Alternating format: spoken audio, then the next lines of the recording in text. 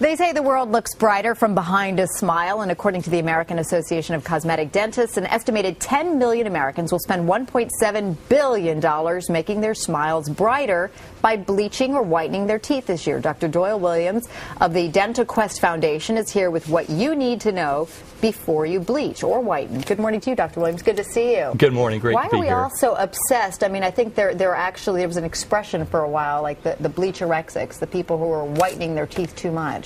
Natalie, that's a great question. I think it all started with the extreme makeover in reality TV.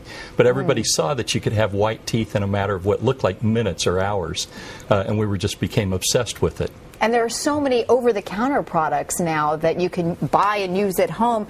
Are they just as effective as what you can get when you go to your dentist's office? They're getting just as good. They're just not as quick. Right. So, for example, if you go into the dental office, you might be able to have white teeth in 1 hour. But the take-home products might take a little bit longer, but some of them are working as quick as a long weekend, 3 or 4 days, up to 3 or 4 weeks. Right, and a lot of these, as we see here, some of these products, I mean, these whitening, even mouthwashes and gums, all of these things can kind of help you extend the life of whether you whiten or bleach your teeth? Exactly. Some of these products that just say whitening on them are just help to maintain the whiteness after you've bleached your teeth. What is the difference, by the way, between bleaching or whitening your teeth? Is there a difference? There certainly is. The FDA describes whitening as just taking off the stain from the outside of a tooth, so restoring it to its natural color. And that can be done with just brushing your teeth or going to the dentist and having them cleaned.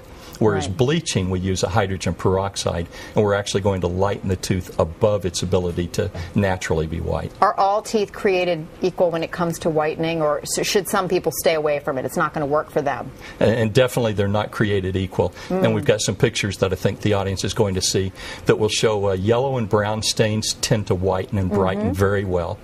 Gray stains are a little bit harder to cover up because they've got some dark pigments in them. It may take power bleaching to do that. As we get older, our teeth get thinner. The enamel does, and it's very hard to whiten a tooth with thin enamel. And what is the difference between teeth discoloration and teeth staining? So stain is something that's on the outside, like if we're smokers or coffee or tea, dark or drinks, wine. or wine. Those are the things that stain the tooth and can be scraped off. Whereas discoloration is the inside color of the tooth, the natural color. And that could be from things we ate, minerals in our water, or foods. Right. And let's talk about some of the bleaching and whitening products that we have here. And as we mentioned, some of these traditional toothpaste whitening products, how do they hold up when it comes to actually whitening your teeth? That's a great question. So the toothpaste with whitening, they have a minimal benefit, but they can whiten maybe 1 or 2 shades, what will appear to be 1 or 2 shades, just by removing all the stain from the outside of a tooth. And I imagine just by maintenance and obviously brushing your teeth all the time, if you have had any bleaching or whitening, that's also going to help you maintain that look. That is a terrific way to maintain the whitening. Right. Okay. And then what about the non-traditional whitening products? As we mentioned, the mouthwash, the gums, floss. Do they really help too, or is that just... Yeah, so once again, in the maintenance phase, these products right here are going to help to maintain mainly the gums. People ask me, what in the world could gum really do? It stimulates saliva flow, and saliva is the natural cleanser of the mouth.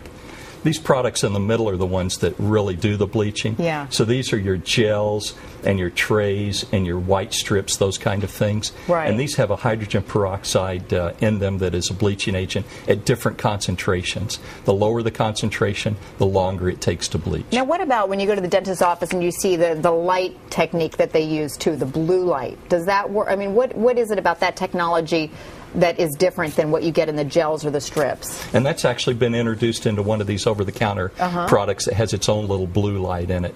Which one, really? This one right here. The ones without light seem to do as well as the ones with the light. There's not a noticeable difference, but people like to think that the light and the heat that's generated from it will activate the bleach more or make it soak in. We should mention really quick the side effects, because as I've done this once before, and the next day could hardly eat a thing, and it hurt even just having the wind hit my teeth. Right? We were talking about that. And when you go to the dentist and you have a very high concentration of bleach on your teeth, sensitivity is the #1 side effect.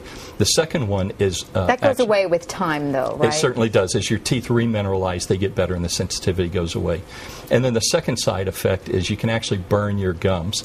So people like to think, you know, if a little bit does a little good, a lot must do a lot of good. And we've got these bleachaholics who use a lot of bleach, and all the time they spill it over onto their gums. It can really do some damage. So you can really burn your gums. The important thing is we really have to follow manufacturer's directions. What about the enamel of your teeth? Does it do anything to that as well? I've heard people have cavities more over time. Is that true or not? It shouldn't be. So the enamel of a tooth is what is actually being bleached. And it's almost like frosting a piece of glass.